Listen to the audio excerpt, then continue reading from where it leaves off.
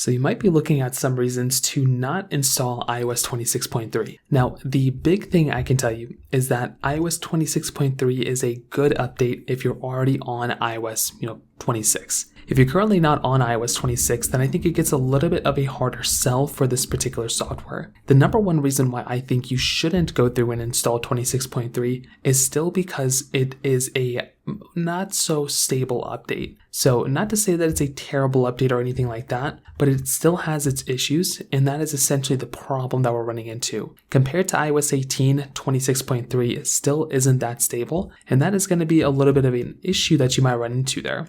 Another reason why I'm kind of hesitant to even recommend iOS 26.3 is mostly because when it comes down to the glitches that are still inside of this particular software, there are still random glitches going on that are really random, like the wallpapers getting removed and things like that. That's a little bit of a random issue. So, those things are still plaguing. And I think that kind of goes into my third issue, which is an encompassing issue for a lot of different things, which is Apple just doesn't really update iOS 26 that often. They've been kind of on a good stride the last couple weeks, but the last couple months, they haven't really been updating iOS 26 at all. And it's kind of, putting us in a situation where, it's an unstable update and it's just kind of causing more issues because they're not, supporting it that much. So I will tell you, if you're on iOS 18, I would recommend staying there a little bit longer. If you're already on iOS 26 though, then I would recommend updating to 26.3, but otherwise that's kind of how I feel about it. If you have any other thoughts or questions, please let me know in the comment section below. Hit the like button, that would mean so much, but definitely hit that subscribe button. More importantly than everything else, I love every single one of you guys. Hopefully I'll catch you guys in the next video.